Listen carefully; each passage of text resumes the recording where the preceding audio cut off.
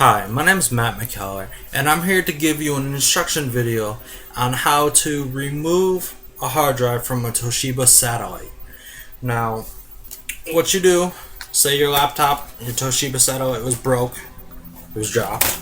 I'm not going to drop it. I mean, it's already broke, so it wouldn't matter if I did anyway. On my Toshiba satellite, what happened was this charging port is, missing. Completely broke. It fell one too many times.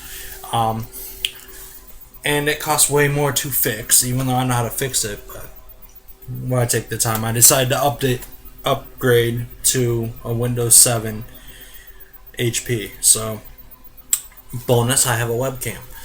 This one didn't. But besides that fact, the hard drive on our Toshiba satellite, it's real easy to find. You look for the Toshiba satellite right here where it says your model number and all the information. Should look like that right there. And your hard drive is right below it. Now, as long as your hard drive wasn't damaged when it fell, or even if it was, hopefully it wasn't, there's two screws right here. What you need is a precision tool. It's a Phillips 332. Remember that. It's real simple. You can get these at the dollar store, or you can get them at Walmart. The dollar store will do just fine. There's, like I said, there's two screws. I'll go ahead and do this for you right here.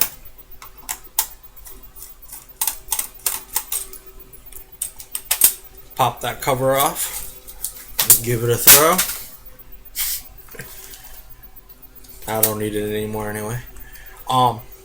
And underneath is the hard drive. Right there. Now, there's this little plastic tab. I don't know if you guys can see it. It's right there. You just take that and you very lightly pull. It's that simple. Your hard drive is free. You can now pull it out. And there it is. You're good to go.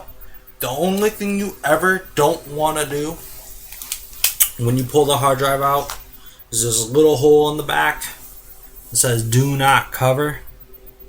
Advise that. Do not cover that hole, otherwise your hard drive is ruined. Of course, if you're gonna put it somewhere you want to avoid moisture and you want to keep it at room temperature, you don't want to put it in a very cold room. Otherwise you can damage the internal parts in it. And you don't want to put it in a very warm room either, because if you do that you'll fry the parts. It's very fragile, very delicate. I don't have the encasing to show you how to encase it, but that's how you remove the hard drive. It's really that simple.